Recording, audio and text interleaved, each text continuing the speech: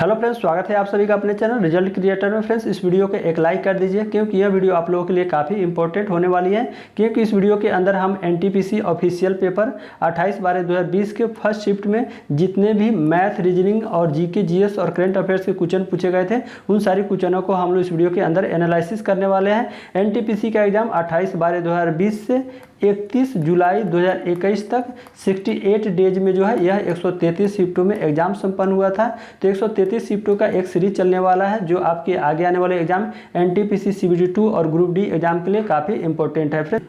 Friends, इसी type से आपके आगे आने वाले जो एग्जाम एनटीपीसी CBT 2 और ग्रुप डी एग्जाम है, इसी तरह से आपके एग्जाम में क्वेश्चन पूछे जाएंगे। इसलिए इन सारी क्वेश्चनों को जो एक सीरीज चलने वाला है सभी शिफ्टों का, उसको कंप्लीट कर लीजिएगा जिससे कि आपके जो एग्जाम है उसमें काफ़ी हेल्प मिल सके। फ्रेंड्स, हमारे चैनल पे जो टेलीग्राम ग्रुप है नीचे डिस्क्रिप्शन बॉक्स में दिया गया है लिंक, वहाँ पे 133 शिफ्ट का सभी ऑफिशियल पेपर अपलोड कर दिया जाएगा जहाँ से आप डाउनलोड कर सकते हैं। तो इसलिए नीचे डिस्क्रिप्शन बॉक्स में जो टेलीग्राम का लिंक दिया गया है आप जरूर जुड़ जाइएगा। तो चलिए हम लोग क्वेश्चन को शुरू करते हैं। तो फ्रेंड्स, यहाँ पे जो फर्स्ट क्वेश्चन है रीजनिंग से क्वेश्चन है। यहाँ पे जो डायरेक्शन, जो डिस्टेंस होता है उससे रिलेटेड क्वेश्चन है। फ्रेंड्स, इसका जो थोड़ा सा लैंग्वेज होता है बड़ा होता है, लेकिन कोई बात नहीं है और यह क्वेश्चन जो है ईजी ही होते हैं। तो यहाँ पे जो क्वेश्चन है कि दो बस एक मुख्य सड़क पे 185 किलोमीटर की दूरी पे स्थित दो बिंदुओं से एक दूसरे की ओर चलना शुरू करती हैं।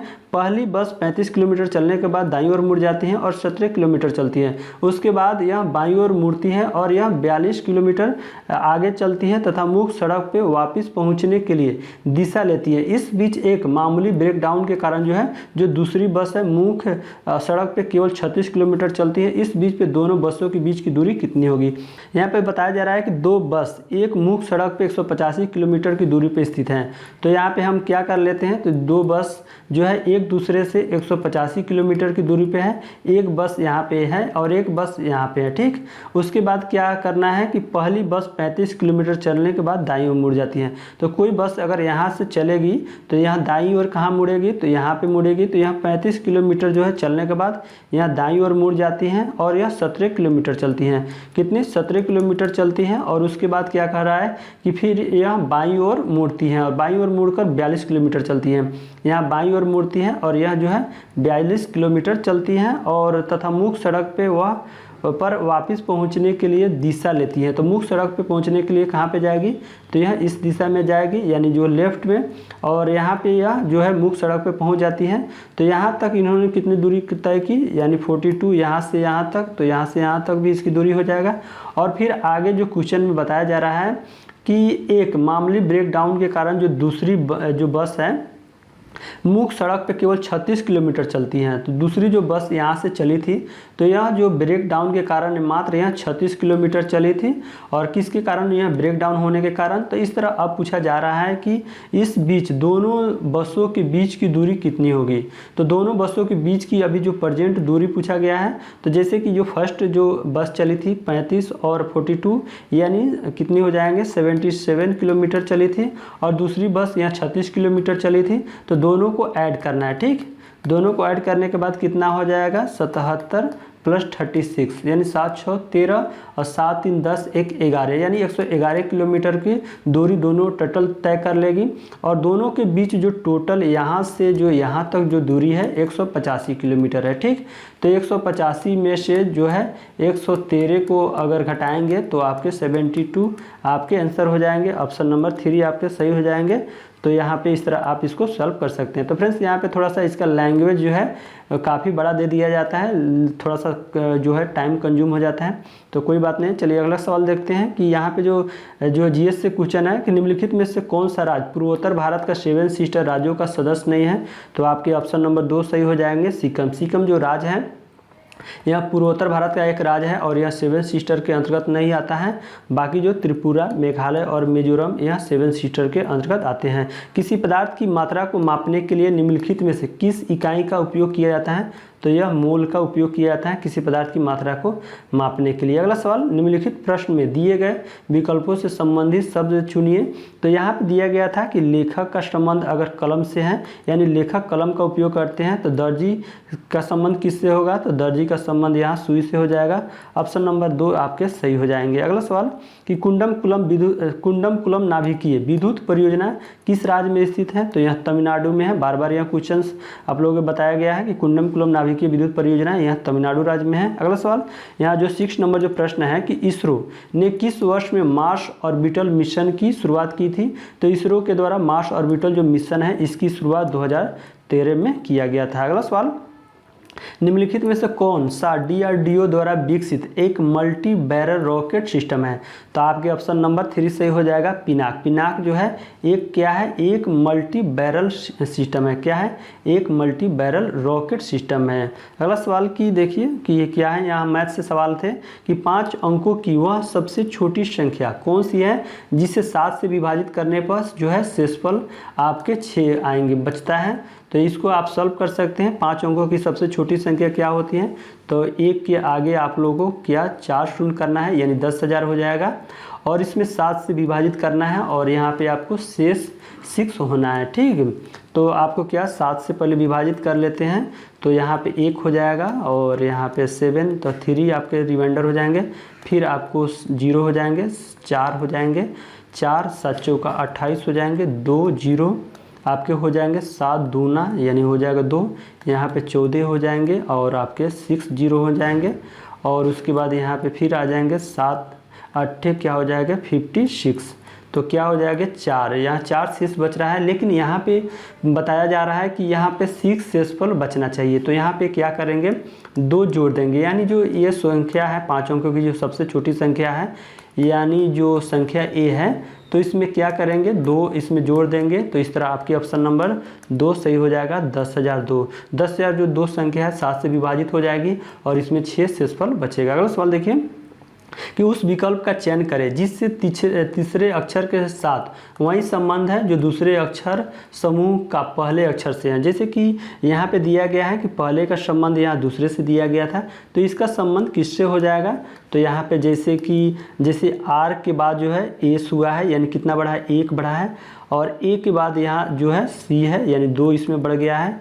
फर्स्ट में 1 बढ़ा है, 2 बढ़ा है, इसमें M के बाद P हो गया है, तो कितने इसमें 3 का जो है इंक्रीज हुआ है, यानी बढ़त हुआ है। O इसमें है, O है, O के बाद यहाँ पे S हो गया है, तो ठीक कितना बढ़ा है 4। यानी कहने का अर्थ इसमें फर्स्ट में 1 बढ़ा है, दूसरा में 2 बढ़ा है, तीसरे में 3, उसके बाद 4। तो यहाँ पे इसका आप इसको इसी सिस्टम के आधार पे आप इसका ऑप्शन चूज कर सकते हैं। जैसे कि V में 1 जोड़ेंगे तो क्या हो जाएगा, V यानी 22 होता है, 1 जोड़ेंगे तो W हो जाएगा, X में 2 जोड़ेंगे तो आपके 26 हो जाएंगे, और M में 3 जोड़ेंगे तो आपके 16 हो जाएंगे, और जो J होता है 10 होता है, इसमें 4 इसमें जोड़ेंगे तो कितना हो जाएंगे 14 हो जाएंगे, यानी कितने हो जाएंगे N, और यहाँ पे P हो जाएंगे, यानी WZPN हो जाएगा। तो यहाँ पे ऑप्शन नंबर आपके 4 सही हो जाएंगे। अगला सवाल देखिए कि उबंटू क्या है? तो उबंटू यह एक ऑपरेटिंग सिस्टम होता है। जैसे विंडोज होता है ना, विंडोज OS होते हैं, उसी तरह उबंटू जो होते हैं एक ऑपरेटिंग सिस्टम होते हैं। लिनक्स भी होते हैं ऑपरेटिंग सिस्टम। चलिए अगला सवाल देखिए, यहाँ पे जो क्वेश्चन है कि X and Y together can complete A pieces of work in 12 days, यानी जो है X और Y किसी काम को कितने दिन में करता है? जो है 12 दिन में करता है, ठीक। और Y और Z कितने दिन में काम करता है? यहाँ 18 दिन में काम करता है। और जो है और X एंड Z जो है किसी काम को कितने दिन में करता है? 15 दिन में। तो इसको क्या करना है कि आप इसका LCM ले लेंगे, तो LCM इसका 180 हो जाएगा, और इसका आप इफिशियंसी निकाल लीजिएगा, यानी इसकी क्षमता। तो X + Y की क्षमता हो जाएगा आपके 15, और जो है YZ का क्षमता 10 हो जाएगा, और Y + Z की क्षमता जो है 12 हो जाएंगे। तो टोटल कितना हो जाएगा, यानी इसको जोड़ेंगे तो 2 हो जाएगा, 2X + Y + Z बराबर 100 कितना हो जाएगा यहाँ पे 37 हो जाएगा, यानी बराबर 37। तो X + Y + Z का जो है कितना हो जाएगा जो है कितना इफिशियंसी हो जाएगा 37/2। तो फिर अब पूछा जा रहा है कि तीनों मिलकर, यानी तीनों मिलकर जो है इस काम को जो है कितने दिन में करेगा। तो 180/37/2 आपको इससे भाग करना है। तो फ्रेंड्स यहाँ पे जो क्वेश्चन में बताया जा रहा है कि अप्रोक्सीमेटली यानी लगभग में इसका आंसर दिया जाना है। तो यहाँ पे 180 और इसको जो 37 है इसको 36 आपको ले लेना है और बटा 2 यानी 18। तो इसका कितना हो जाएगा, 180 में 18 से भाग देने के बाद इसका 10 आंसर हो जाएगा। ऑप्शन नंबर आपके जो है 3 सही हो जाएंगे। अगला सवाल देखिए कि सबरीमाला मंदिर कहाँ पे स्थित है। तो सबरीमाला मंदिर यह केरल राज्य में है। बहुत ही आसान सवाल पूछे गए थे। निम्नलिखित में से कौन सा स्मारक दिल्ली में स्थित नहीं है। तो इस क्वेश्चन को फ्रेंड्स बार बार बताया गया है। तो जो यहाँ पे जो बुलंद दरवाज़ा है यह दिल्ली में नहीं है, यह यूपी में है, आगरा के पास है, फतेहपुर सीकरी में है। बाकी जो अलाई दरवाज़ा दिल्ली में है, इंडिया गेट दिल्ली में है, हुमायूं का जो मकबरा है दिल्ली में है। अगला सवाल देखिए कि यहाँ पे जो है मैथ से रिलेटेड क्वेश्चन है कि साइन थीटा बराबर 3/4, कोस थीटा बराबर दिया गया था 5/4। तो वैल्यू ऑफ इतना का वैल्यू आपको फाइंड करना था। तो चलिए हम लोग ले लेते हैं इसकी वैल्यू को। जैसे साइन थीटा दिया गया है 3/4 और कोस थीटा बराबर 5/4 दिया गया है। ठीक है, 5 बार कितना 5/4 दिया गया है। तो यहाँ पे इसका वैल्यू हम लोग को प्राप्त करना है। तो यहाँ पे हम इसको tan में कन्वर्ट कर लेते हैं। tan थीटा बराबर कितना हो जाएगा 3/4 यानी कोस साइन थीटा बटा जो है कोस थीटा होता है। तो 3/4/5/4 यानी 3/4 गुने 5 यहाँ पे 4/5 हो जाएगा। यानी कहने का अर्थ कि यहाँ जो है 3/5 हो जाएगा tan थीटा का वैल्यू। तो यहाँ पे इसका वैल्यू आप इसको निकाल सकते हैं। तो 1 + 3/5 ठीक है। और उसके बाद ये तो वैल्यू आपका इसका हो गया। ठीक है, और यहाँ tan और इसका कोट का वैल्यू निकालेंगे तो 1 माइनस यहाँ कोट के लिए कितना होगा, अगर tan इतना दिया गया है तो कोट का वैल्यू हो जाएगा इसका 5/3 यानी इसका उल्टा हो जाता है। ठीक है, तो यहाँ पे आपको क्या करना है 5/3 कर लेना है और इसको आप सॉल्व करना है। तो कितना हो जाएगा 5 3 8/5 हो जाएगा और उसके बाद यहाँ -2/3 हो जाएगा। तो कितना हो जाएगा, तो अब इसको सॉल्व करेंगे तो 8/5 गुने -3/2 हो जाएगा। यानी 2 से यहाँ पे 4 हो जाएगा यानी -12/5 इसका राइट आंसर हो जाएगा। तो यहाँ पे ऑप्शन नंबर 2 आपके सही हो जाएंगे। तो इस तरह आप सॉल्व कर लीजिएगा। अगर आपको क्वेश्चन एक बार समझ में नहीं आ रहा है तो उसको क्वेश्चन को थोड़ा सा आप दोबारा उस क्वेश्चन को रिपीट कर लीजिएगा। ठीक है, तो चलिए हम लोग क्वेश्चंस को आगे बढ़ते हैं। यहाँ पे जो जीएस का क्वेश्चन है करेंट अफेयर से कि वर्ष 2019 के लिए 55वें ज्ञानपीठ पुरस्कार से किससे सम्मानित किया गया। तो 2019 के लिए 55वें ज्ञानपीठ पुरस्कार से जो है यह ए अच्युतन नंबूत्री को किस प्रदान किया गया था, किससे सम्मानित किया गया था, ए अच्युतन नंबूत्री को यह पुरस्कार से सम्मानित किया गया था 55वें ज्ञानपीठ पुरस्कार से। चलिए अगला सवाल देखिए। यहाँ पे जो आपके क्वेश्चन मैथ से हैं कि एक परीक्षा उत्तीर्ण करने के लिए पूर्णांक का 50% लाना आवश्यक है। परीक्षा में 2 प्रश्न पत्र शामिल है। एक छात्र ने 200 पूर्णांक वाले पहले प्रश्न पत्र में 40 अंक प्राप्त किए, 40% अंक प्राप्त किए। परीक्षा में उत्तीर्ण होने के लिए 150 पूर्णांक वाले दूसरे प्रश्न पत्र में उसे न्यूनतम कितने प्रतिशत अंक प्राप्त करने होंगे। ठीक, तो यहाँ पे जो है ये परीक्षा उत्तीर्ण होने के लिए करने के लिए पूर्णांक का 50% लेना चाहिए। ठीक, परीक्षा में 2 प्रश्न पत्र शामिल है। एक छात्र ने 200 पूर्णांक वाले प्रश्न पत्र में 40 अंक प्राप्त किए। पहले पत्र में जैसे कि 200 पूर्णांक का है, इन्होंने उसमें 40 अंक प्राप्त किया। ठीक, और उसके बाद जो है आपको फिर बताया जा रहा है कि परीक्षा में उत्तीर्ण होने के लिए 150 पूर्णांक वाले दूसरे प्रश्न पत्र। तो ये तो फर्स्ट हो गया प्रश्न पत्र और दूसरा हो गया आपके 150 और इसमें आपको पूछा जा रहा है कि इसमें कितना % इसको लाना है। ठीक है, और उसके बाद और फिर यहाँ पे जो मेन क्वेश्चन में बताया गया है कि एक परीक्षा उत्तीर्ण करने के लिए पूर्णांकों का 50% लाना आवश्यक है, यानी टोटल का 50% लाना है। तो पहले तो जो है फर्स्ट पेपर में 200 हो गया, सेकंड पेपर में 150 पूर्णांक है, तो टोटल कितना हो जाएगा 350 और 350 का जो है आपको यहाँ पे 50% लाना है, यानी 50 बटा आपके 100% हो जाएंगे। ठीक है, यानी % हो जाएगा। तो यहाँ पे हम इसको आपको थोड़ा सा शॉर्ट कर लेते हैं। तो 5 × 5 = 25 और 3 × 5 = 15 2 17 यानी 175 हो जाएंगे। और यहाँ पे इसका 40% यानी 40% से अगर यहाँ पे 100 करते हैं तो आपके कितने हो जाएंगे 80 मार्क्स हो जाएंगे। 80 पूर्णांक यानी हो जाएंगे। और यहाँ पे इसका वैल्यू आप लोगों को x का वैल्यू, और यहाँ पे x का वैल्यू यहाँ पे फाइंड करना है, ठीक है। तो x का वैल्यू, तो यहाँ पे हम इसको जो है इसको शॉर्ट कर लेते हैं। 5 3 15, 5 दूना यानी 3/x हो जाएगी, यानी 3x/2 हो जाएंगे। और यहाँ पे 175 दिया गया, ठीक। तो यहाँ पे हम 3x/2 कर लेंगे, 175 माइनस जो है 80 करेंगे तो कितना हो जाएगा आपके 5 हो जाएंगे और 9 हो जाएंगे, यानी 95 हो जाएंगे।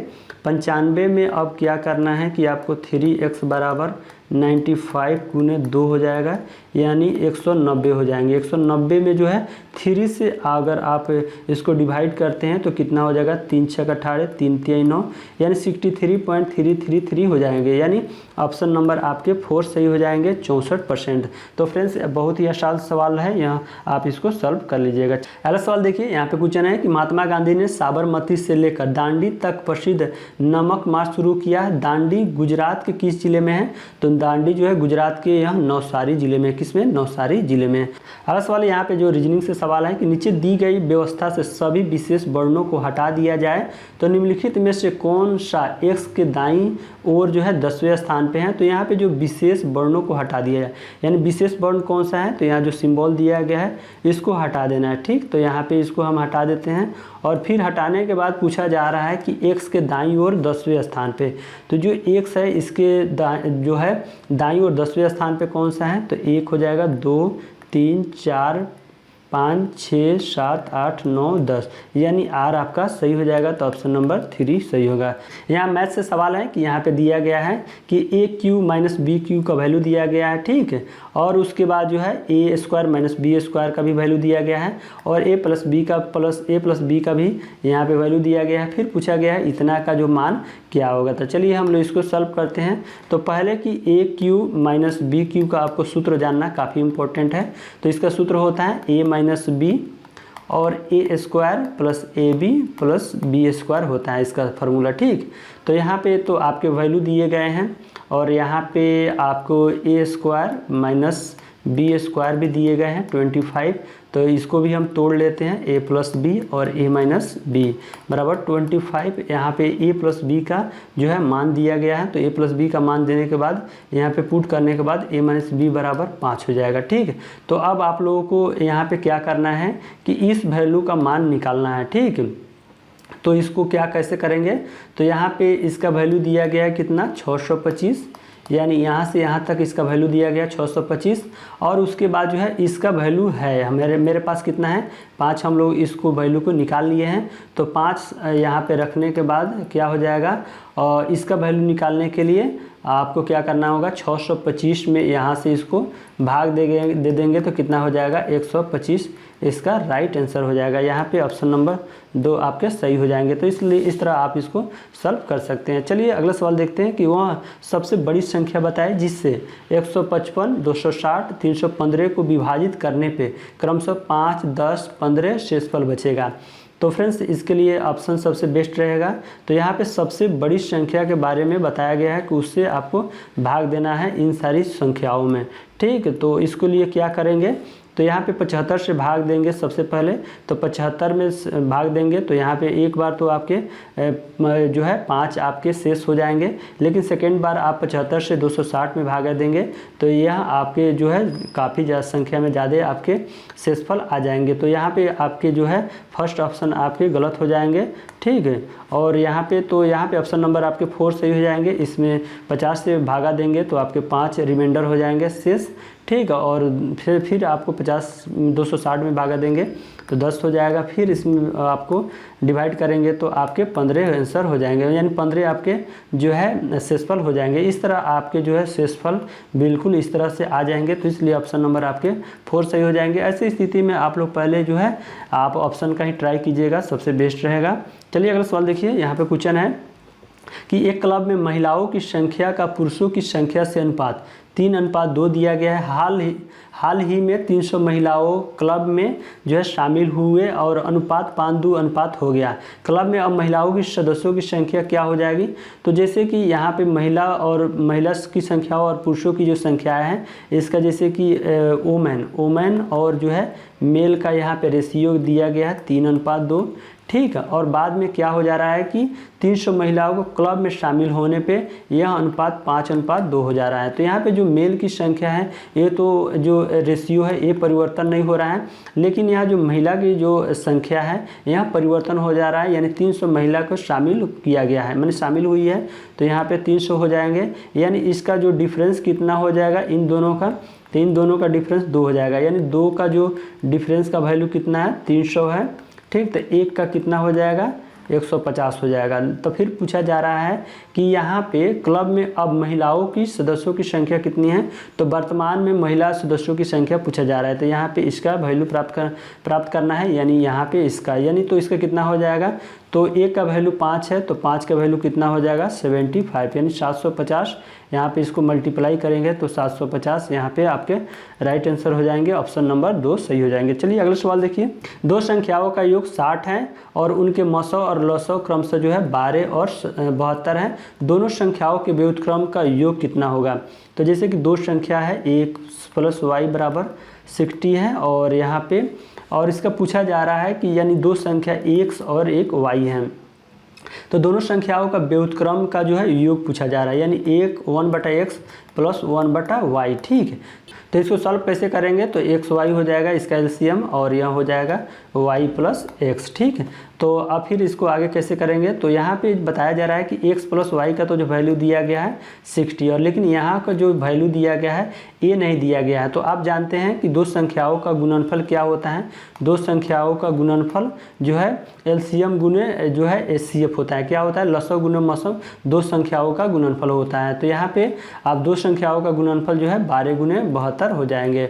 तो आप इसको सॉल्व कर सकते हैं, तो 12×5 = 60 है। तो यहाँ पे क्या हो जाएगा आंसर आपके 72 आपके आंसर हो जाएंगे। तो यहाँ पे ऑप्शन नंबर 2 आपके सही हो जाएंगे। अगला सवाल देखिए कि उस विकल्प का चयन करें जिससे रिक्त स्थानों को क्रमिक रूप से भरे जाने पे पुनरावृत्ति पैटर्न निर्मित होगा। तो फ्रेंड्स ऐसे सवाल में पहले जो है आपको क्या करना है, ऑप्शन का ही ट्राई करना है और पहले आपको देख लेना है कि यह संख्या कितनी है और जिससे कि आप इसका एक ग्रुप बना सकते हैं। जैसे इसमें संख्या देख सकते हैं 1 2 3 4 5 6 7 8 9 10 11 12 13 14 15 16 17 18।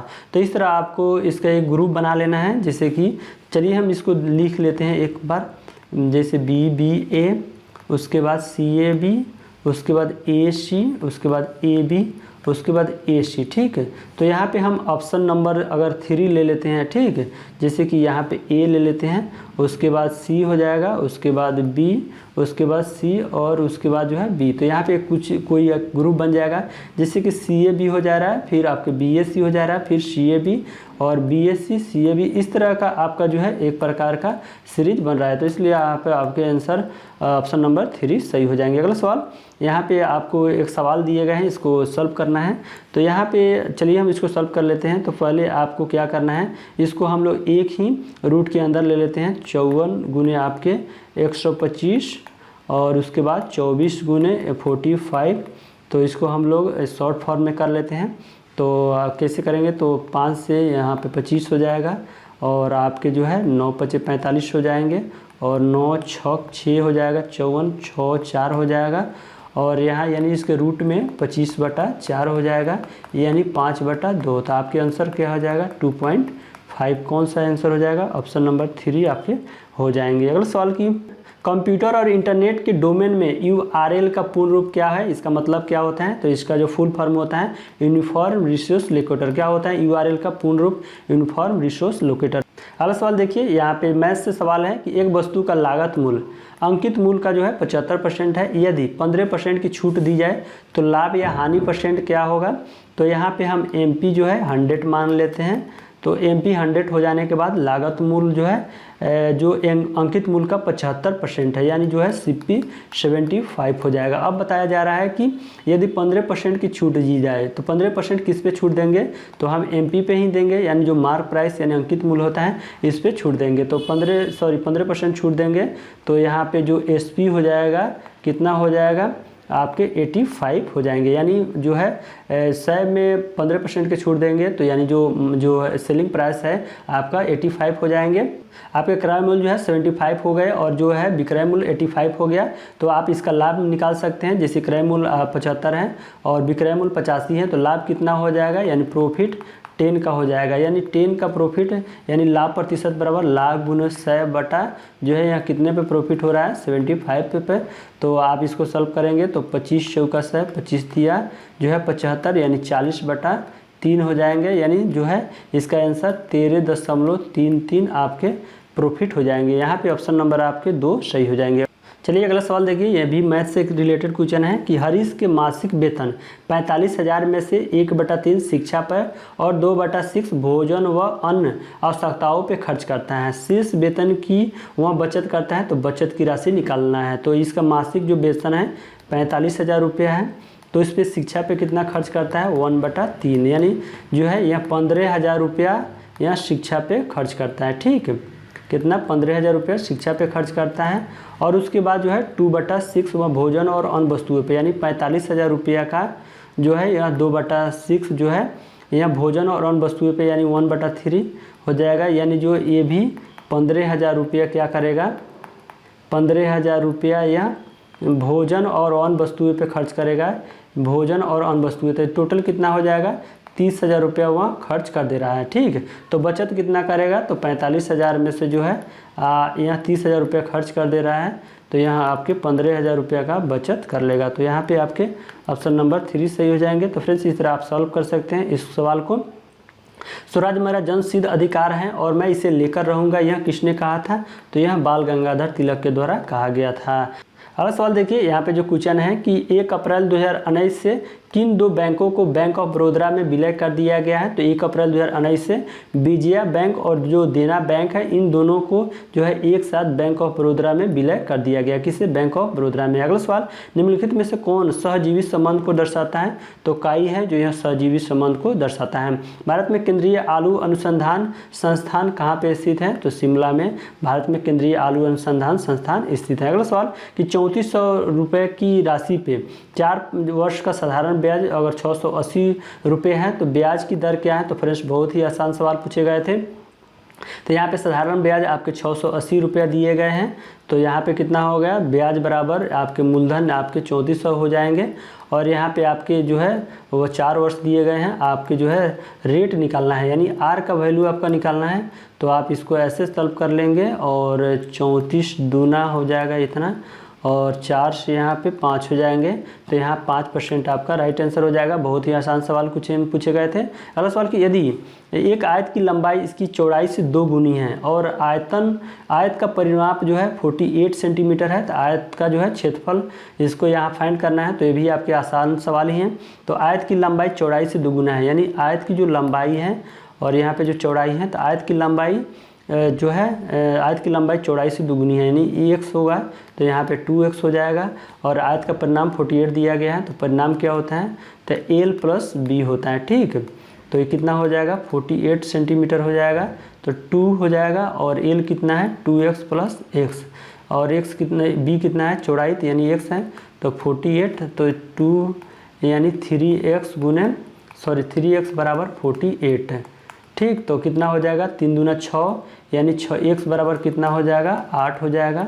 तो यहाँ पे पूछा गया है कि उसका क्षेत्रफल, तो l का वैल्यू कितना हो जाएगा 8 दूनी 16 हो जाएगा। चौड़ाई यानी b बराबर कितना हो जाएगा आपको 8 हो जाएगा। तो क्षेत्रफल कितना होता है, तो लंबाई गुने l गुने b होता है क्षेत्रफल, तो 128 हो जाएगा, यानी 16 गुने 28 का हो जाएगा 128 का राइट आंसर हो जाएगा सेंटीमीटर।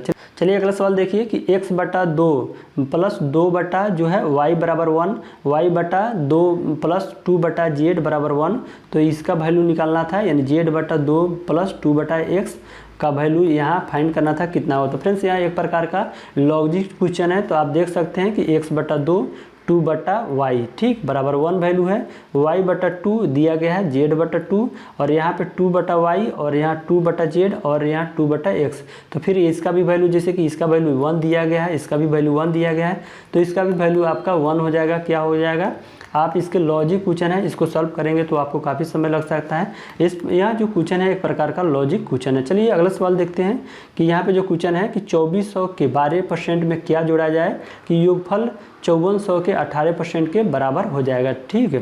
तो चलिए हम लोग देखते हैं कि 2400 रुपये के 12% में क्या जोड़ा जाए। तो यहाँ पे x जोड़ा जाए तो यहाँ जो है 5400 के 18% के बराबर हो जाएगा। तो चलिए इसको सॉल्व करते हैं।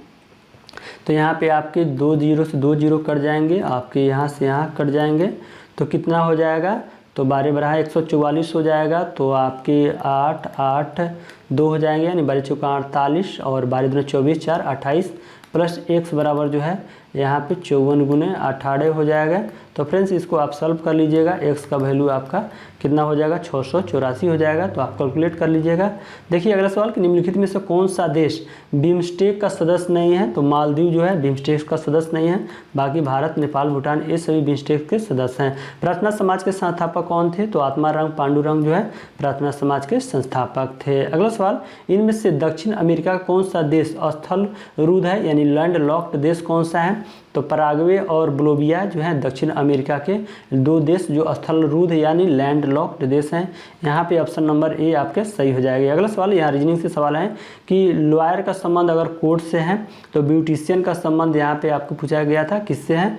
तो लॉयर का अगर कोर्ट से संबंध है तो यहाँ पे ब्यूटिशियन का आपके पार्लर से संबंध हो जाएंगे। तो ऑप्शन नंबर आपके 4 सही हो जाएंगे। अगला सवाल, विश्व पर्यावरण दिवस 2020 के लिए संयुक्त राष्ट्र द्वारा घोषित थीम क्या था।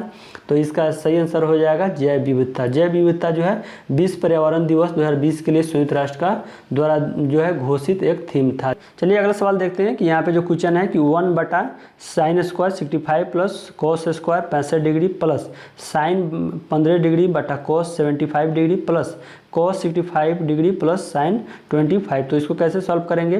तो यहाँ पे 1 इसका क्या हो जाएगा, sin² 65 डिग्री प्लस cos² 65, यहाँ जो है sin² theta plus cos² theta, अगर दोनों का थीटा जो है बराबर होगा तो यहाँ कितना हो जाएगा, 1 हो जाएगा। और इसको सॉल्व करेंगे तो क्या हो जाएगा, sin 15, और इसको चेंज करेंगे तो ये भी आपके sin 15 हो जाएंगे, ठीक है। तो ये भी आपके जो है 1 हो जाएंगे, 1/1 प्लस 1/1 हो जाएंगे। और उसके बाद जो है अब इसको सॉल्व करते हैं। इसको भी जैसे कि cos 65 डिग्री है तो इसको नीचे वालों को चेंज करेंगे तो ये भी cos 65 डिग्री हो जाएंगे। तो क्या हो जाएगा, 65, तो ये भी आपके 1/1 हो जाएंगे, यानी टोटल जो वैल्यू है 1 + 1 + 1 बराबर 3 हो जाएंगे। और यहाँ पे आपके जो है यहाँ पे वैल्यू दिया गया है √3 tan थीटा, ठीक है। तो क्या करना है आपकी 3/√3 बराबर tan थीटा।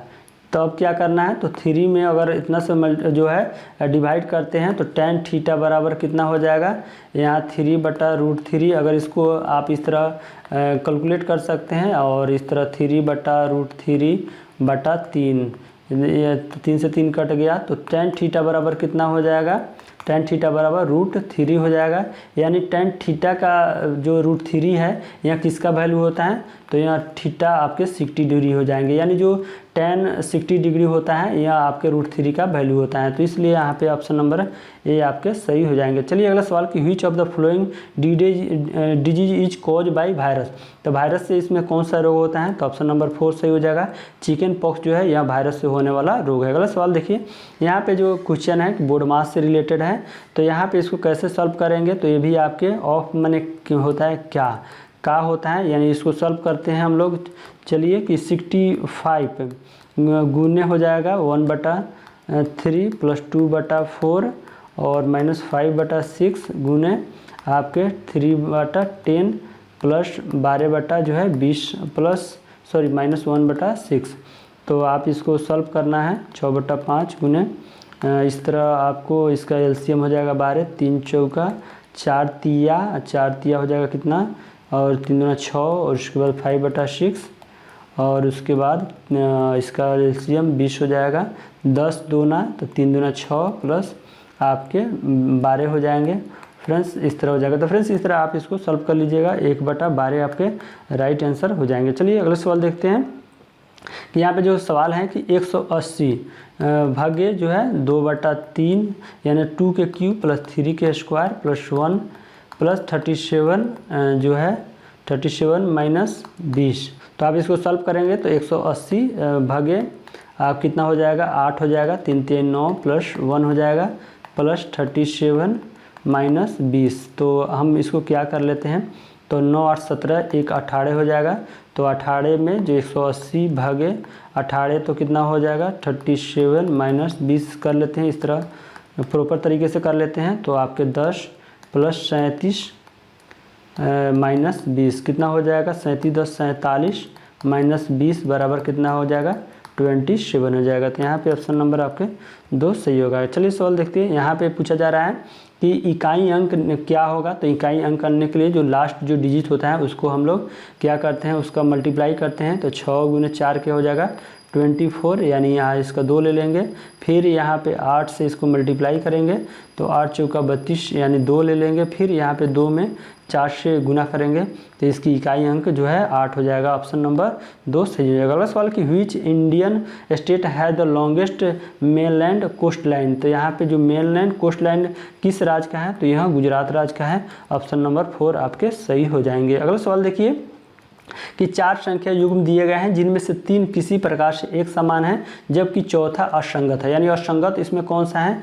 तो यहाँ पे ऑप्शन ए में दिए गए थे कि 12 से 96 का रिलेटेड दिया गया था, यानी जो 96 है यहाँ 12 का जो है मल्टीप्लाई है और 16। फिर आपके ऑप्शन नंबर जो 3 है ये भी आपको 13 गुने 8 दिया गया है यानी 104 है। और यहाँ पे ऑप्शन नंबर 4 15 गुने 8 ये भी 120 है। लेकिन यहाँ पे ऑप्शन नंबर आपके 2 सही हो जाएगा। 16 में अगर 8 से गुना करते हैं तो 128 होना चाहिए, लेकिन आपके 118 दिए गए हैं तो ये ऑप्शन नंबर 2 आपके असंगत हो जाएंगे। चलिए नेक्स्ट सवाल देखते हैं कि भारत की संसद द्वारा पर्यावरण संरक्षण अधिनियम किस वर्ष पारित किया गया था। तो ये 1986 में पारित किया गया था। निम्नलिखित में से किस माध्यम में ध्वनि नहीं जा सकती है। तो जो ध्वनि है निर्वात में जा सकती है, निर्वात में नहीं जा सकती है क्योंकि जो ध्वनि होती है उसकी माध्यम की आवश्यकता होती है। जब तक माध्यम नहीं होगा ध्वनि जो है गमन नहीं कर सकता। इसलिए जो है ध्वनि कहाँ जो है गमन नहीं कर सकती या नहीं जा सकती, तो यह निर्वात में ऑप्शन नंबर आपके 2 सही हो जाएंगे। अगला सवाल देखिए कि एक राशि को 3 अलग अलग भागों में विभाजित किया गया है। पहला भाग पूरी लंबाई का 1/5 है, दूसरी भाग पहले भाग का 3/2 है, तीसरा भाग रस्सी का कितना अंश होगा। तो चलिए जो रस्सी है टोटल मान लेते हैं, इसकी लंबाई x है, ठीक। तो पहला भाग जो है 1/5 है यानी x/5 है। अब कह रहा है कि दूसरा जो भाग है, दूसरा भाग पहले भाग का 3/2 है, यानी पहला भाग x/5 है, दूसरा भाग जो है 3/2 करने पर दूसरा भाग हो जाएगा यानी 3x/10 हो जाएगा। तो आपको निकालना है कि तीसरा भाग क्या है। तो फर्स्ट भाग आपके x/5 हो जाएंगे, सेकेंड भाग 3x/10 हो जाएंगे और जो तीसरा भाग आपके मान लीजिए कुछ भी p मान लीजिए और टोटल भाग x है, ठीक। तो p बराबर कितना हो जाएगा x minus x/5 minus 3x/10 हो जाएगा, ठीक है। तो इसको आप इसका एलसीएम ले लेंगे तो 10 माइनस यहाँ पे 5 दूना 10 हो जाएगा, ठीक है। और उसके बाद यहाँ पे 3 हो जाएंगे तो कितना हो जाएगा, तो 10 माइनस 5x यानी 10x माइनस 5x/10 हो जाएंगे। तो यहाँ पे 5x/10 हो जाएंगे यानी 1/2। तो कितना अंश हो जाएगा 1/2। यहाँ पे ऑप्शन नंबर 2 आपके सही हो जाएंगे। चलिए देखते हैं अगला सवाल कि निम्नलिखित में से कौन सा दारा जो है श्रीनगर और लेह को जोड़ता है। तो जो जोजिला दारा है यह श्रीनगर और लेह को जोड़ता है। तो ऑप्शन नंबर ए आपके सही हो जाएंगे। चलिए अगला सवाल देखते हैं कि यहाँ पे जो क्वेश्चन है कि यहाँ ट्रिगोनोमेट्री से रिलेटेड क्वेश्चन है कि the value of 5 sin 14 degree plus 6 76 degree plus 3 cot 15 degree. तो इसको आपको सॉल्व करके आप इसका वैल्यू निकालना है। तो चलिए इसको सॉल्व करते हैं। तो 5 sin 14 जो डिग्री है तो sin 14 डिग्री ही लिखते हैं। इसको चेंज करने पर जो है कॉस या सेक जो है कॉसेक में कन्वर्ट हो जाता है। तो कॉसेक जो है यह कितना हो जाएगा 14 डिग्री हो जाएगा, ठीक है। प्लस पहले इसको सॉल्व कर लेते हैं। तो 5 गुने साइन जो है 14 डिग्री गुने 1/sin A भी 14 डिग्री हो जाएगा। तो यहाँ से यहाँ पे इसको कैंसिल हो जाने के बाद इसका जो वैल्यू है यहाँ से यहाँ तक इसका 5 हो जाएगा। और उसके बाद यहाँ पे इसको हम लोग सॉल्व कर लेते हैं 2 tan 45 डिग्री। तो 45 डिग्री का वैल्यू कितना होता है, तो 1 हो जाता है। तो 2 तो इस तरह जो है दोनों का मिलकर कितना हो गया, 7 वैल्यू हो गया। फ्रेंड्स यहाँ पे अब इसको हम लोग सॉल्व करना है। तो फ्रेंड्स अगर इस तरह का जो यहाँ पे अगर मल्टीप्लाई होता है तो यहाँ पे सॉल्व होकर आपका यहाँ 3 वैल्यू हो जाता है। कितना, 3 वैल्यू हो जाता है। लेकिन यहाँ पे माइनस दिया गया है तो यहाँ बहुत ही मुश्किल, यहाँ पे इसको सॉल्व करना काफ़ी टफ हो जाएगा। तो इसलिए यहाँ थोड़ा सा जो क्वेश्चन है आपके यहाँ पे थोड़ा सा क्वेश्चन इसमें मिस्टेक हो गया है। तो इसलिए यहाँ जो है रॉन्ग क्वेश्चन है। इस तरह अगर यहाँ पे मल्टीप्लाई होता है तो यहाँ आपके जो है ऑप्शन नंबर 2 सही हो जाएगा 10। लेकिन यहाँ पे माइनस है इसलिए यहाँ क्वेश्चन थोड़ा गलत हो गया। चलिए अगला सवाल देखिए कि सेरीकल्चर शब्द निम्नलिखित में से किससे संबंधित है।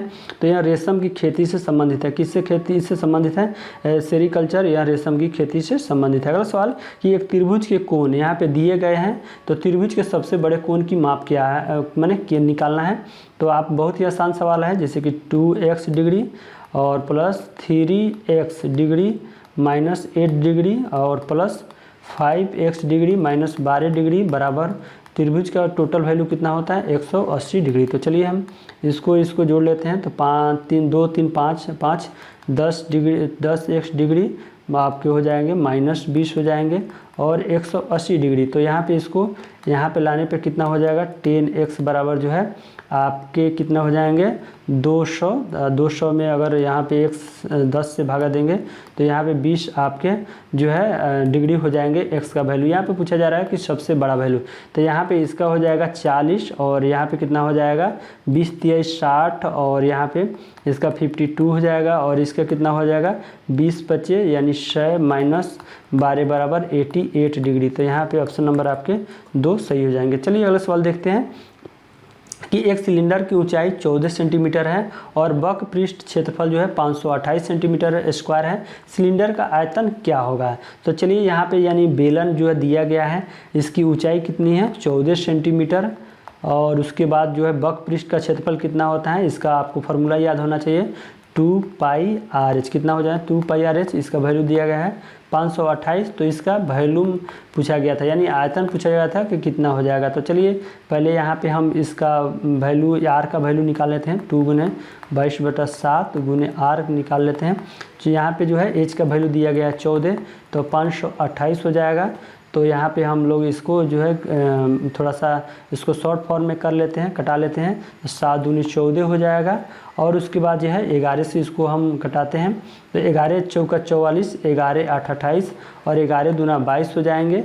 और इस तरह कितना हो जाएगा 2 2 4 4 दूनी 8 3 6। तो ये जो है आर के वैल्यू कितना हो जाएगा 6 हो जाएगा। तो आप इसको कितना करना है, सिलेंडर का आयतन, तो इसका जो बेलन जो होता है इसका आयतन कितना होता है, तो वैल्यू बराबर जो होता है πr²h। क्या होता है πr²h, तो 22/7 गुने यहाँ पे 6 हो जाएगा आपके और इस तरह एच का वैल्यू दिया गया है 14। तो कितना हो जाएगा, तो इस तरह आपके आंसर ऑप्शन नंबर 2 हो जाएगा 1584। तो फ्रेंड्स इस तरह इसका फॉर्मूला भी याद रखना काफ़ी ज़रूरी है। चलिए अगला सवाल देखते हैं कि यहाँ पे जो क्वेश्चन है कि 2 धनात्मक संख्याओं का अनुपात यहाँ पे दिया गया है 3:7 है और उनका लसाव जो है एलसीएम 231 है। तो छोटी संख्या का मान यहाँ पे पूछा जा रहा है। तो यहाँ पे जो संख्या है 3 और 7 अनुपात में है, तो यह संख्या इसका लसाव कितना हो जाएगा 3 और 7x का जो लसाव है 27x हो जाएगा। 27x का जो वैल्यू है 31 दिया गया है। तो x का वैल्यू कितना हो जाएगा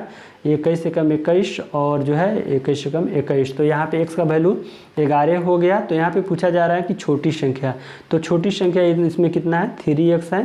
तो 3 गुने 11 यहाँ पे 33 इसका आंसर हो जाएगा। ऑप्शन नंबर आपके 4 सही हो जाएगा। चलिए अगला सवाल देखिए कि खेलो इंडिया यूथ गेम्स 2020 किस शहर में आयोजित किए गए। तो यह गुवाहाटी में आयोजित किए गए थे। कहाँ पे, गुवाहाटी में। अगला सवाल देखिए यहाँ पे जो क्वेश्चन है कि in general the most appropriate average value in measuring central tendency. तो क्या हो जाएगा, यह मीन हो जाएगा यानी माध्य हो जाएगा, यह एवरेज और यह मीडियन क्या होता है, यह माध्यिका होता है।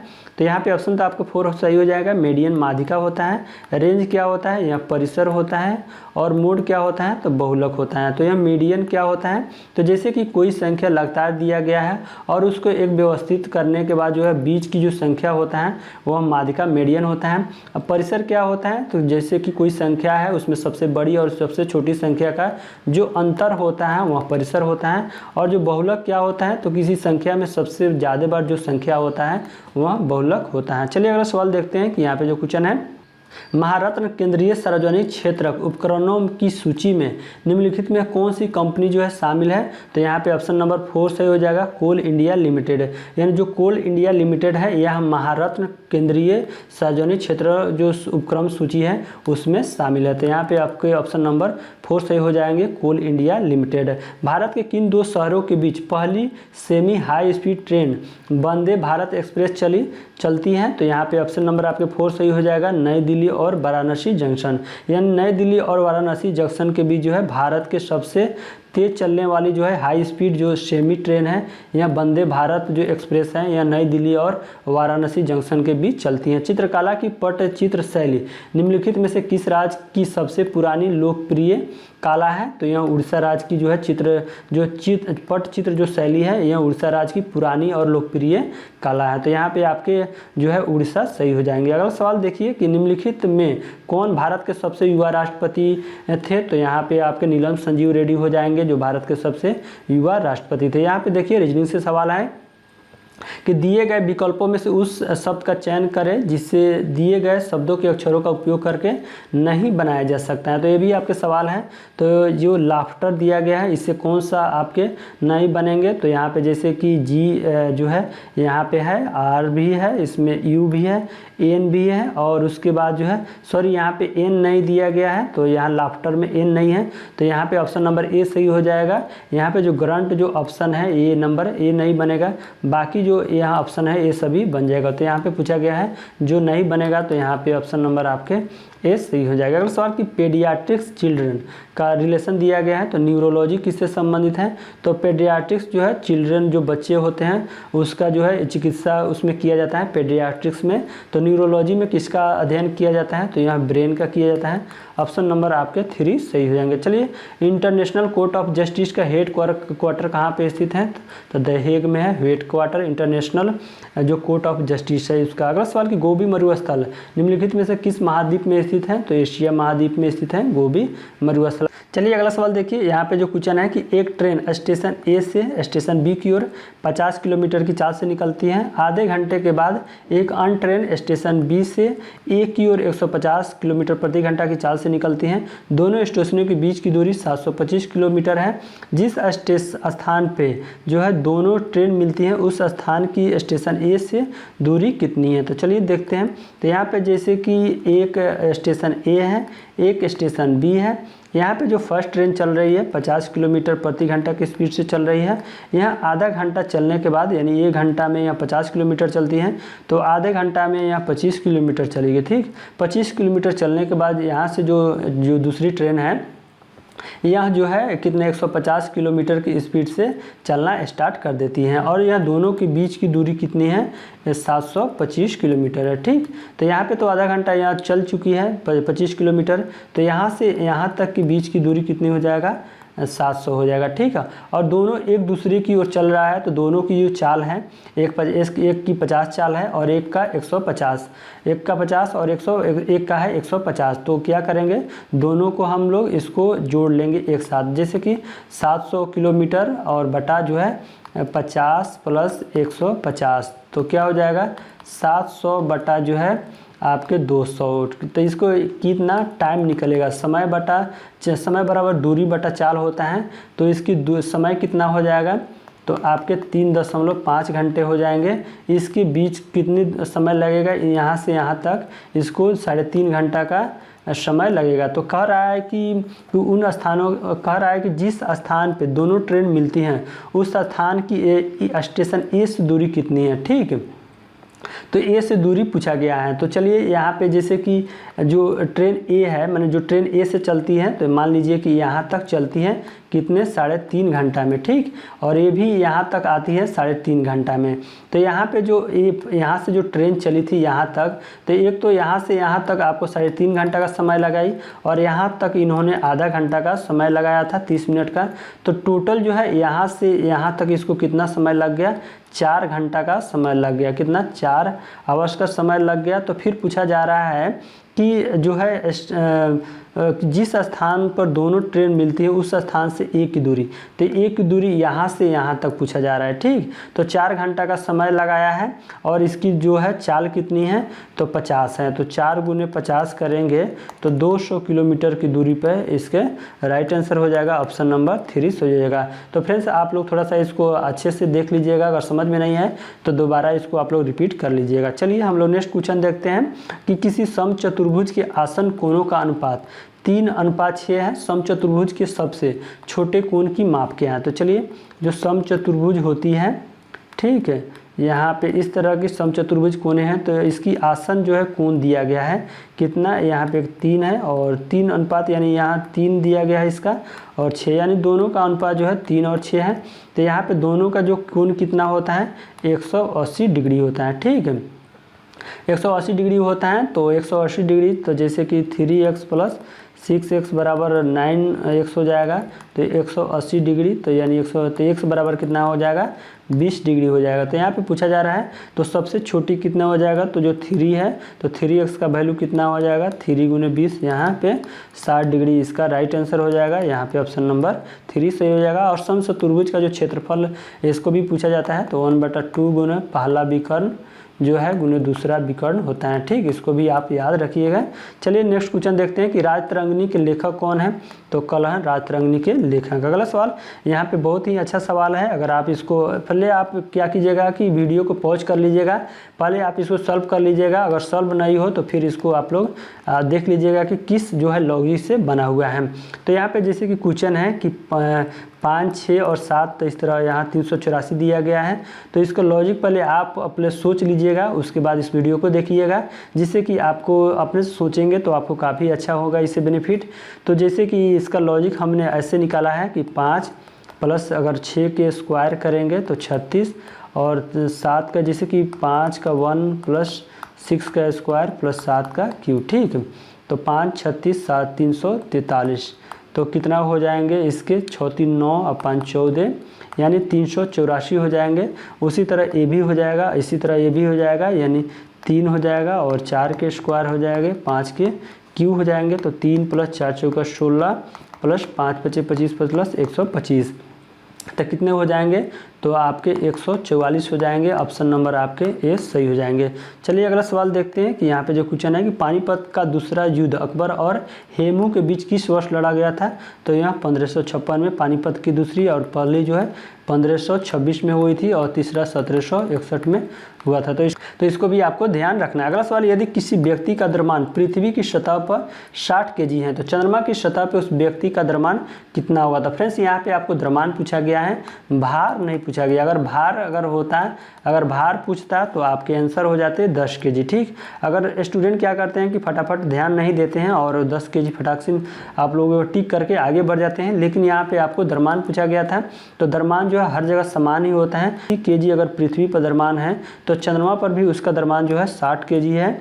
तो 60 सॉरी यहाँ पे 60 है तो 60 kg ही हो जाएगा। अगर भार की बात पूछा जाता है तब आपका 60/6 हो जाता है। तो यहाँ पे आपके जो है 10 जो है kg होता है, लेकिन यहाँ पे आपके द्रव्यमान पूछे गए थे तो 60 का 60 kg ही हो जाएगा। अगला सवाल कि यहाँ पे जो क्वेश्चन है कि यहाँ पे आपको सॉल्व करना था, तो बहुत ही आसान सवाल है। तो इसको सॉल्व करते हैं, जैसे 5/2/3 प्लस इसको आप ऐसे फॉर्म में लिख सकते हैं 0.73 - 3.123, ठीक है। तो 5 दशमलव जो है आपके कितने हो जाएंगे 0.6333, ठीक है। और उसके बाद 0.73 माइनस जो है 3.123। तो फ्रेंड्स इसको आप सॉल्व कर लीजिएगा, आसान सवाल है, आपके ऑप्शन नंबर 3.23 हो जाएगा। चलिए अगला सवाल कि उस अक्षर समूह का चयन करें जो निम्न श्रृंखला में प्रश्न चिन्ह के स्थान पे आ सकता है। तो यहाँ पे रिलेट करके दिया गया था, जैसे बी से डी हो गया है, 2 बढ़ा है, ये भी 2 का इंक्रीज हुआ है, इसमें भी 2 बढ़ गया है, तो यहाँ पे कितना हो जाएगा, जे हो जाएगा। अगर यहाँ पे कितने ऑप्शन में दिए गए, 3 ऑप्शन में दिए गए हैं, तो यहाँ से काम नहीं चलेगा। फिर हम लोग देखते हैं जेड से वाई हो गया, 1 घट गया, 1 घटा, 1 घटा, फिर यहाँ पे 1 जो है सब्ट्रैक्ट यानी घटाने के बाद आपके क्या हो जाएगा, 23 में से 1 घटेगा तो भी हो जाएंगे। और फिर यहाँ पे जे भी, तो यहाँ पे जे भी 2 जो है ऑप्शनों में है, तो फिर भी आपको आगे बढ़ना होगा। तो 1 से सी बढ़ गया है, 2 बढ़ा, फिर सी से 3 बढ़ा, ई बढ़ा यानी 2 बढ़ा, और तो 7 2 क्या हो जाएगा, इसमें भी 2 जुड़ेगा तो 9 हो जाएगा। तो आपके ऑप्शन नंबर 4 सही हो जाएगा, यानी जे भी आई। अगला सवाल की निम्नलिखित में से कौन सा देश संयुक्त राष्ट्र सुरक्षा परिषद का अस्थायी सदस्य नहीं है। तो जापान अस्थायी सदस्य नहीं है, बाकी चीन, यूनाइटेड किंगडम, फ्रांस, इस तरह 5 जो है संयुक्त राष्ट्र के जो है 5 अस्थायी सदस्य होते हैं। अगला सवाल देखिए, यहाँ पे जो क्वेश्चन है कि Shweta and Harish completed A project with an income 28,000 in the project Shweta work for 20 days and Harish work 30 days, यानी जो है श्वेता 20 दिन में काम करती हैं और जो हरीश है 30 दिन में काम करते हैं। In their daily wages are in the ratio 5-6, जो दोनों का जो रेशियो दिएगा है जो मजदूरी का 5-6 है, तो श्वेता का जो शेयर है उसका कितना होगा। तो चलिए जो टोटल इनकम 28,000 रुपया है, ठीक। तो श्वेता 20 दिन में काम करती है और जो हरीश है 30 दिन में काम करते हैं। तो यहाँ पे इसको हम रेशियो में कन्वर्ट करते हैं 2-3, और इसका जो दिया गया है वेजेज का जो रेशियो कितना है 5-6 दिया गया है, ठीक। तो कितना हो जाएगा, दोनों को हम लोग मल्टीप्लाई कर लेंगे। और काम है और इसका जो है वेजेज है, यानी इसको इतना जो है उसका जो काम करने का वेज दिया जा रहा है मजदूरी। तो 5 दूनी 10 हो जाएगा, 36 का 18 हो जाएगा। तो कितना हो जाएगा, दोनों को जोड़िएगा तो 28 हो जाएगा। 28 का वैल्यू यहाँ दिया गया है 28,000 रुपया, ठीक। तो ए का वैल्यू कितना हो जाएगा, 1,000 रुपया हो जाएगा। कितना हो जाएगा, 1,000 रुपया हो जाएगा। तो कितना हो जाएगा, तो 1,000 रुपया हो जाएगा। तो यहाँ पे पूछा जा रहा है कि जो श्वेता है, तो श्वेता का वैल्यू कितना हो जाएगा। तो फर्स्ट में जो है श्वेता था और सेकेंड में आपके हरीश थे। तो श्वेता का वैल्यू यहाँ पे 10 में 1,000 से गुना करेंगे आपके जो है, तो कितना हो जाएंगे, आपके 10,000 हो जाएंगे। ऑप्शन नंबर आपके 3 सही हो जाएंगे। तो इस तरह आप इसको सॉल्व कर लीजिएगा। चलिए अगला सवाल देखिए कि लोकसभा के सदस्यों की अधिकतम संख्या कितनी है। तो 552 होती है लोकसभा के सदस्यों की संख्या। चलिए अगला सवाल देखिए, यहाँ पे जो क्वेश्चन है कि 50 लड़कियों और 70 लड़कों की एक कक्षा ने एक संगीत कार्यक्रम प्रायोजित किया। यदि 40% लड़कियों और 50% लड़कों ने कार्यक्रम में भाग लिया तो कक्षा का लगभग कितना प्रतिशत हिस्सा कार्यक्रम में उपस्थित था। तो यहाँ पे इसको ऐसे सॉल्व कर लीजिएगा, जैसे कि लड़कियाँ कितनी हैं, 50 है, इसमें कितने भाग लिया, 40% भाग लिया, ठीक। लड़का 70 है और इन्होंने इसमें कितने परसेंट लड़कों ने भाग लिया, परसेंट। टोटल लड़का लड़की कितना हो जाएगा, 50 + 70 = 120 हो जाएगा। तो इसका परसेंटेज पूछा गया है। तो यहाँ पे x का परसेंटेज करेंगे तो x/100 कर लेंगे और यहाँ पे इसको फटाफट हम लोग सॉल्व कर लेते हैं। तो कितना हो जाएगा, यहाँ पे हम लोग कटा लेते हैं। तो यहाँ पे 5 चौका 20 हो जाएगा और इसका कितना हो जाएगा, 7 5 35 हो जाएगा और इसको 5 और इसको 6, यानी 6x/5 हो जाएगा। तो यह कितना हो जाएगा, 6x/5 बराबर 55 हो जाएगा। और यहाँ पे x बराबर कितना हो जाएगा, 55 × 5/6 हो जाएगा, यानी जो है 5 × 25, 5 × 25 2 27/6। तो यहाँ पे इसको आप डिवाइड कीजिएगा तो 46% के लगभग आएगा। तो यहाँ पे ऑप्शन नंबर ए आपके सही हो जाएंगे। अगला सवाल कि किस श्री गुरु ने खालसा पंथ की स्थापना की थी। तो गुरु गोविंद सिंह जी के द्वारा जो है खालसा पंथ की स्थापना किया गया था। अगला सवाल 4 शब्द दिए गए हैं जिनमें से 3 शब्द किसी प्रकार से जो है समान है, चौथा असंगत है, यानी असंगत को यहाँ पे आपको फाइंड करना था। तो यहाँ पे आपको ऑप्शन दिए गए थे, तो यहाँ पे ऑप्शन नंबर आपको 3 सही हो जाएगा। पुस्तक जो है इसमें से असंगत हो जाएगा, जैसे कि चौक के माध्यम से आप लिख सकते हैं, मार्कर भी लिखने के काम आता है, पेन भी, लेकिन जो पुस्तक है यह पढ़ने के काम आते हैं। अगला सवाल देखिए, यहाँ पे जो क्वेश्चन है कि सीटिंग अरेंजमेंट से सवाल है, बहुत ही अच्छे सवाल है। यहाँ पे क्वेश्चन है कि दोस्तों का एक समूह जो है इस प्रकार व्यवस्था में बैठा है कि उनमें से प्रत्येक अष्टभुज के एक कोने पे बैठा है, सभी केंद्र की ओर मुँह करके बैठे हैं, मेधा राधा के विकटता सामने बैठी है। तो पहले आप लोग अष्टभुज के बना लीजिएगा। तो पहले हम अष्टभुज को यहाँ पे बना लेते लेते हैं। देखिए ऐसे बनाइएगा, बहुत ही आपके आसानी से अच्छे से बन जाएंगे। तो यहाँ पे आपके हो जाएंगे ऐसे, आपके ऐसे हो जाएंगे।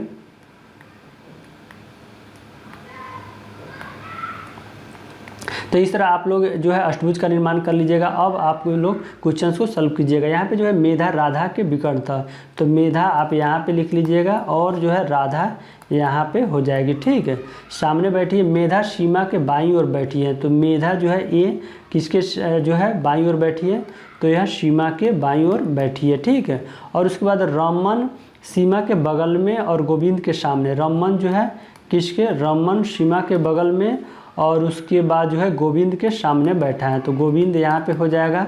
यहाँ पे आगे बताया जा रहा है कि शांति मेघा की दाईं ओर नहीं बैठी है, यानी जो शांति है मेधा जो है इसकी दाईं ओर नहीं बैठा है, यानी बाएं ओर तो बैठ ही सकती है, तो यहाँ पे आपकी शांति हो जाएगी। तो शांति जो है मेघा की दाईं ओर नहीं बैठी है, यानी मेघा की है बाईं ओर बैठी है। और किंतु शशि के सामने, तो शशि यहाँ पे हो जाएगा, यहाँ शशि के सामने हो जाएगा। तो अब बताया जा रहा है कि लास्ट में कि चंद्रा के सामने कौन बैठा है, तो चंद्रा के सामने कौन बैठा है, तो सीमा यहाँ पे ऑप्शन नंबर 2 आपके सही हो जाएंगे।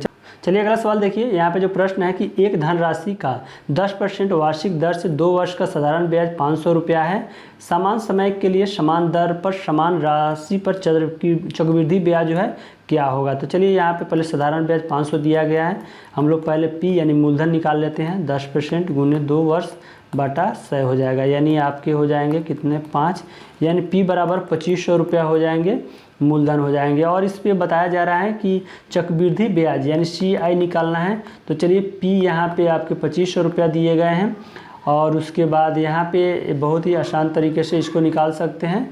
और उसके बाद जैसे कि यहाँ पहले वर्ष का हो जाएगा और यहाँ दूसरे वर्ष का जो है चक्रवृद्धि ब्याज इस पर निकाल सकते हैं। तो चलिए यहाँ पे पहले जो है क्या करते हैं कि जो है कितने परसेंट 10%, यहाँ पे 10% 25% का 10% कितना हो जाएगा, तो आपके कितने हो जाएंगे 250 हो जाएंगे। और उसके बाद यहाँ पे भी 250 हो जाएंगे। और उसके बाद जो है यहाँ पे दूसरे वर्ष का जो है यहाँ दोनों पहले वर्ष का चक्रवृद्धि ब्याज आपका निकल जाएगा, और दूसरे वर्ष का चक्रवृद्धि ब्याज आपके यहाँ से निकलेंगे 250 का, फिर 10% करेंगे तो कितना हो जाएगा आपके 250 गुने 10/100 हो जाएगा, यानी कितना हो जाएगा 25 रुपया हो जाएगा। तो इस तरह टोटल आप इसको जोड़िएगा तो इसका CI हो जाएगा, यानी 500 जो है 25 इसका राइट आंसर हो जाएगा। तो फ्रेंड्स इसको आप ट्रिक से निकाल सकते हैं, थोड़ा सा आपको कॉम्प्लिकेटेड लगेगा, लेकिन अगर आप अपने तरीके से बनाना चाहते हैं तो आप अपने तरीके से बना लीजिएगा, क्योंकि यहाँ पे आप अपनी सुविधा से भी बना सकते हैं। तो चलिए अगला सवाल देखिए। यहाँ पे जो क्वेश्चन है कि सुकन्या समृद्धि योजना क्या है, तो सुकन्या समृद्धि योजना यह बालिकाओं के लिए लघु जमा योजना है। किसके लिए, बालिकाओं के लिए लघु जमा योजना। अगला सवाल, कंप्यूटर के किस भाग को जो है उसका मस्तिष्क कहा जाता है, तो CPU को कंप्यूटर का मस्तिष्क कहा जाता है। अगला सवाल यहाँ जो है रीजनिंग से सवाल है कि मुकेश के सामने की ओर दक्षिण दिशा थी, वह 5 किलोमीटर सीधे चला और वहां से वह अपनी दाईं ओर 90 डिग्री के कोण पे मुड़ा और 5 किलोमीटर चला। फिर वह अपनी बाईं ओर 45 डिग्री के कोण पे मुड़ा और 3 किलोमीटर चला। अब वह अपनी वास्तविक स्थिति दिशा में होगा। तो चलिए पहले हम लोग क्वेश्चन को सॉल्व करते हैं। यहाँ पे जैसे कि यहाँ पे नॉर्थ हो जाएगा, साउथ हो जाएगा, यहाँ पे ईस्ट हो जाएगा, यहाँ पे वेस्ट हो जाएगा। जैसे कि मुकेश के सामने की दिशा दक्षिण दिशा थी, तो जैसे कि मुकेश यहाँ पे है तो इसके सामने दक्षिण दिशा कहाँ हो जाएगा, तो ईस्ट ओर हो जाएगा। वहाँ 5 किलोमीटर सीधे चला, जैसे 5 किलोमीटर है यहाँ पे सीधे चला और वहाँ से वह अपनी दाईं ओर मुड़ा। तो दाईं ओर मुड़ने के लिए यहाँ पे मुड़ेगा, क्योंकि इधर जाएगा दाईं ओर, तो दाईं मुड़ा यहाँ पे, तो कितना 90 डिग्री के कोण पे, यहाँ पे 90 डिग्री होता है। ठीक है, ओके 90 डिग्री होता है। और उसके बाद जो है वहाँ 5 किलोमीटर चला, तो 90 डिग्री मुड़कर यहाँ 5 किलोमीटर चला। फिर वह अपनी बाईं ओर मुड़ा, तो बाईं ओर यहाँ इधर मुड़ेगा, तो बाईं ओर यहाँ 90 डिग्री यहाँ पे मुड़ता, लेकिन यहाँ पे क्या किया, वहाँ 45 डिग्री ही मुड़ा, यानी 45 डिग्री। तो फिर पूछा जा रहा है और मुड़कर यहाँ 3 किलोमीटर चला। कितना, यहाँ पे 3 किलोमीटर चला। 3 किलोमीटर चलने के बाद वह अपनी वास्तविक स्थिति से किस दिशा में है, तो इसका वास्तविक स्थिति यहाँ पे था, तो वास्तविक स्थिति से यह कहाँ पे होगा, यहाँ दक्षिण यानी दक्षिण और पश्चिम में होगा। कहाँ पे? दक्षिण और पश्चिम कौन सा ऑप्शन में है? यहाँ पे ऑप्शन नंबर आपके ए सही हो जाएगा। चलिए अगला सवाल देखते हैं कि उस विकल्प का चयन करें जिसका तीसरा संख्या के साथ वही संबंध है जो दूसरी संख्या का पहली से है। जैसे कि 21 का संबंध 11 से है तो 31 का संबंध किससे होगा? तो फ्रेंड्स इस लॉजिक को पहले आप लोग सेट कर लीजिएगा कि किस तरह से होगा। वीडियो को पॉज कर लीजिएगा, फिर बना लीजिएगा, फिर उसके बाद आप लोग वीडियो जरूर देखिएगा। तो यहाँ पे चलिए हम पहले बता देते हैं। तो यहाँ पे इसका लॉजिक हो जाएगा जैसे कि 11 है, 11 का डबल करने के बाद कितना हो जाएगा? 22 हो जाएगा। ठीक, 22 में से एक जो है यहाँ पे घटाया गया है तो 21 हो गया है। ठीक, उसी तरह आपके जो है 31 है तो 31 में किस संख्या को दुगुना करने के बाद जो है आपके एक घटाएंगे तो आपके 31 हो जाएंगे, तो यहाँ पे 16 हो जाएगा। तो 16 को अगर 2 से गुना करके एक घटाएंगे तो यहाँ पे 31 हो जाएंगे। और यहाँ पे जो किस जो है या क्लू पे था यानी किस आधार पे था, तो यहाँ पे 21 और 11 था तो 11 को जो है 2 से गुना करके एक करने के बाद घटाने के बाद यहाँ पे 21 इसका, इस तरह से आप इसका लॉजिक लगा सकते हैं। चलिए फ्रेंड्स अगला सवाल देखिए। यहाँ पे जो क्वेश्चन है रीजनिंग से, यहाँ पे जो क्वेश्चन दिया गया था कि दिए विकल्पों में से उस संख्या का चयन करें जो तालिका में प्रश्न चिन्ह के स्थान पे आएगा। तो यहाँ पे क्या आएगा? तो यहाँ पे आप लोगों को लॉजिक लगाना है। तो फ्रेंड्स पहले आप लोग लॉजिक लगा लीजिएगा, उसके बाद आप लोग देखिएगा। तो यहाँ पे जो लॉजिक है तो यहाँ पे जैसे कि 6 का स्क्वायर किया गया है -8 किया गया है यानी 36 - 8 बराबर जो है यहाँ पे 28 हो जाएगा। ठीक है, और उसके बाद जो है और जो सेकेंड में वही लॉजिक लगेगा जैसे 9 9 81 -18 63 हो जाएंगे। उसी तरह जो है यहाँ पे जो है 13 के स्क्वायर कीजिएगा -x कीजिएगा तो 94 बराबर तो क्या हो जाएगा? तो -x बराबर 94 - 169, तो इसको घटाइएगा तो यहाँ पे 75 आपके ऑप्शन नंबर 4 सही हो जाएगा। इस तरह आप लॉजिक लगा सकते हैं। अगला सवाल कि P Q और R का जो है भाई है, S R की माँ है, T P का पिता है, निम्नलिखित में से कौन सा कथन जो है निश्चित रूप से सत्य नहीं है? तो यहाँ पे देखिए P जो है Q और R का भाई है यानी P Q और जो है R का भाई है। किसका? R का, यानी P जो है Q और R का भाई है तो ये R का भाई है। और उसके बाद S R और S जो है R की माँ है, S जो है R की माँ है, S जो है R की माँ है तो यहाँ पे माइनस लिख लीजिएगा, उसकी माँ है, S R की माँ है। और T P का पिता है यानी T जो है यहाँ P का पिता है यानी यहाँ पे प्लस लिख लीजिएगा। निम्नलिखित में से कौन सा कथन निश्चित रूप से सत्य नहीं है? तो इसका अर्थ हुआ कि यह दोनों बराबर हुआ है यानी हस्बैंड वाइफ हो गया या। और उसके बाद जो है ये सारे जो है P Q और R इनके बच्चे हैं। तो यहाँ पे अब देखिए क्वेश्चन पूछा गया जा रहा था कि जो है यहाँ पे ऑप्शन नंबर 4 ही हम लोग पहले देख लेते हैं। T Q का पति हैं यानी जो है T Q का पति है तो यहाँ पे आपके एकदम बिल्कुल गलत हो जाएगा कि क्योंकि जो है T S का पति है। ठीक, तो यहाँ पे ऑप्शन नंबर आपके 4 सही हो जाएंगे। चलिए नेक्स्ट क्वेश्चन देखते हैं कि दिए गए विकल्पों में से उस शब्द का चयन करें जिससे दिए गए शब्दों के अक्षरों का उपयोग करके नहीं बनाया जा सकता है। तो यहाँ पे इन अक्षरों से नहीं बनाया जा सकता है तो यहाँ पे ऑप्शन नंबर आपके 3 सही हो जाएंगे। यहाँ पे क्योंकि इन जो अक्षर हैं यहाँ पे O नहीं दिया गया है, इसमें O नहीं है तो इसलिए यहाँ पे ऑप्शन नंबर आपके 3 सही हो जाएंगे। चलिए नेक्स्ट क्वेश्चन, यहाँ पे जो क्वेश्चन है कि 5 लड़कियाँ बीना, लीना, मीना, रीना और टीना कोई खेल खेल रही हैं। वे उत्तर की ओर मुख करके एक पंक्ति में बैठी है और मीना पश्चिम छोर पे बैठी हुई है और टीना पूर्वी छोर पे बैठी है। लीना और रीना एक दूसरे के बगल में एक साथ बैठा है। बीना लीना और के बाईं ओर और मीना के दाईं ओर बैठी है। तो पूर्व छोर से दूसरे स्थान पे कौन बैठी? तो चलिए पहले हम लोग इसको एक लाइन लेते हैं। 5 लड़कियाँ मीना लीना और जो है सभी कोई खेल रही है उत्तर की ओर मुख। तो चलिए इसकी जो मुख है यह उत्तर की है। ठीक, यह नॉर्थ है तो यहाँ पे चलिए साउथ, यहाँ पे आपके जो है ईस्ट हो जाएंगे, यहाँ पे वेस्ट यानी पश्चिम हो जाएंगे। ठीक है, तो यहाँ पे जो क्वेश्चन है कि वे उत्तर की ओर मुँह करके बैठे हैं, मीना पश्चिम छोर पे बैठी है तो मीना यहाँ पे हो जाएगी। ठीक है, मीना पश्चिम छोर पे बैठी हुई है और टीना पूर्वी छोर पे, तो टीना भी यहाँ पे टीना आपकी पूर्वी छोर पे बैठी हैं।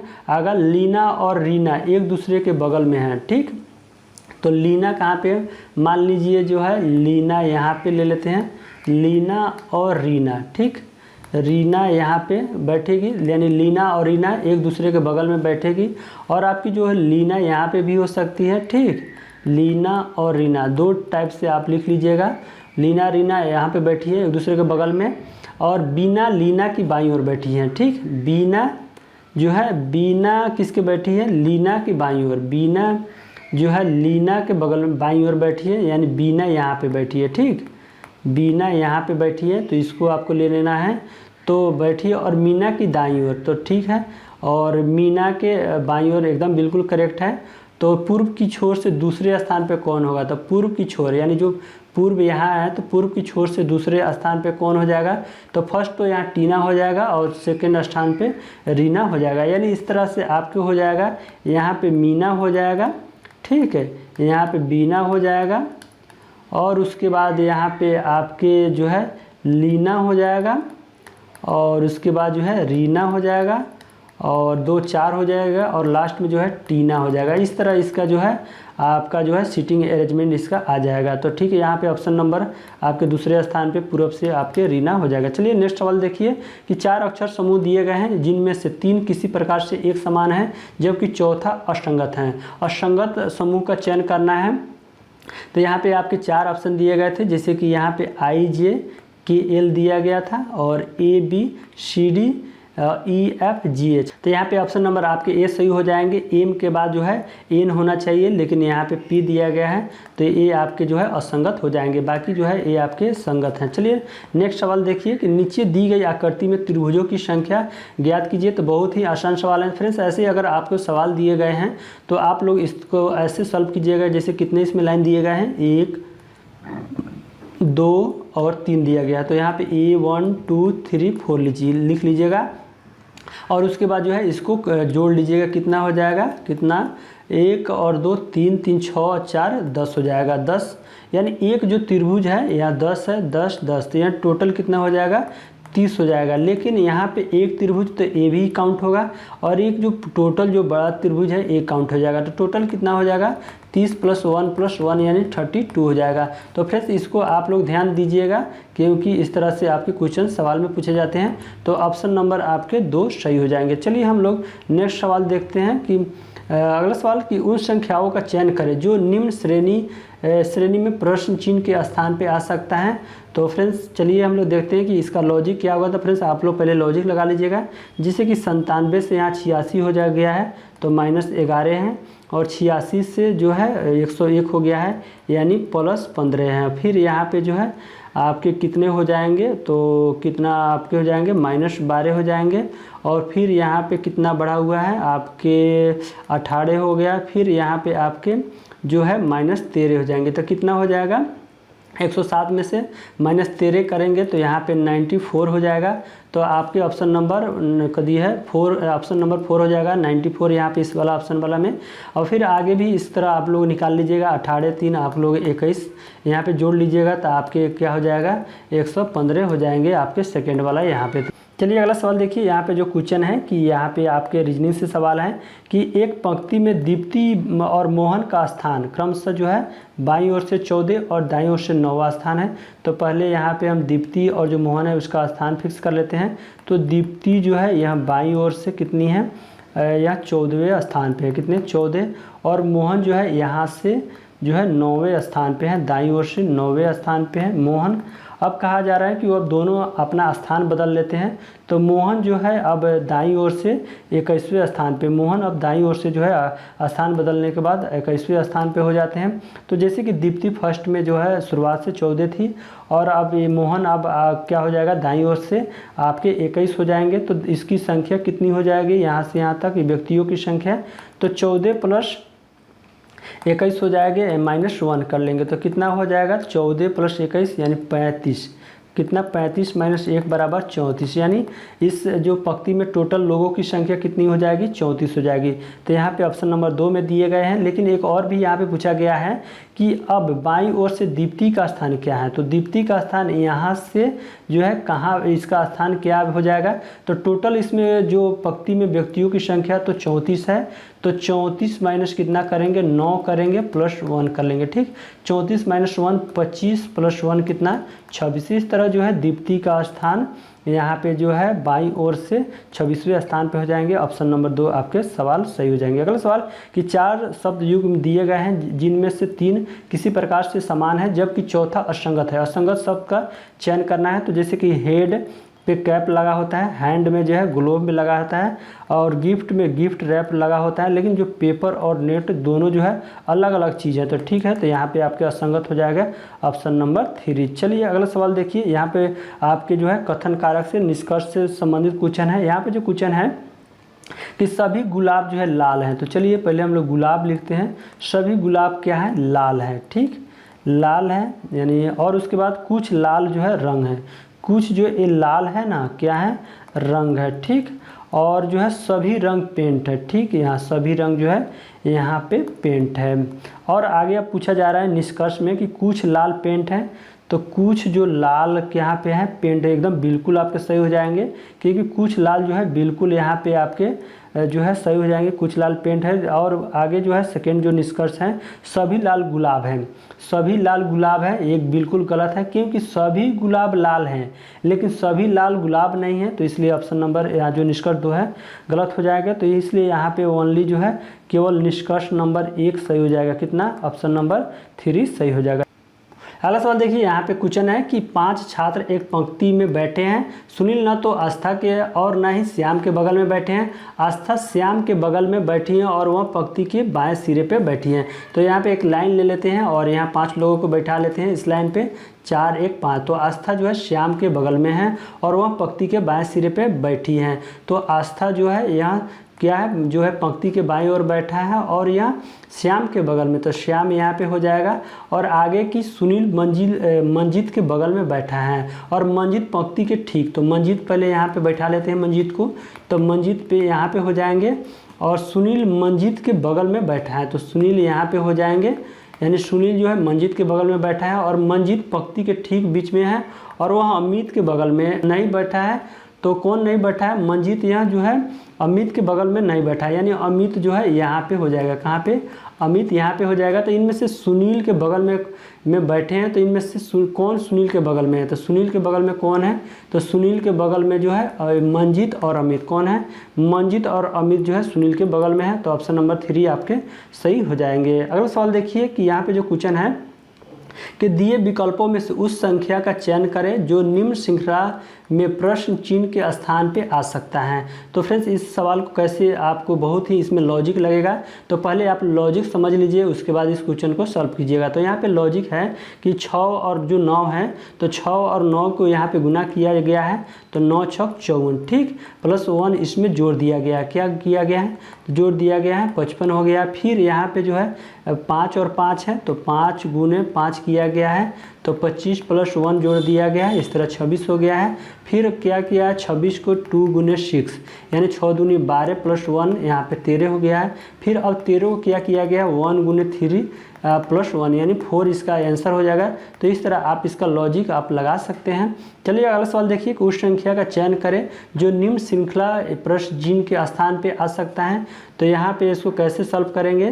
तो यहाँ पे आपके जो है ये कितना 2 का स्क्वायर प्लस 1 किया गया है, 3 के स्क्वायर प्लस 1, 4 के स्क्वायर प्लस 1 किया गया है, 5 के स्क्वायर प्लस 1 किया गया है।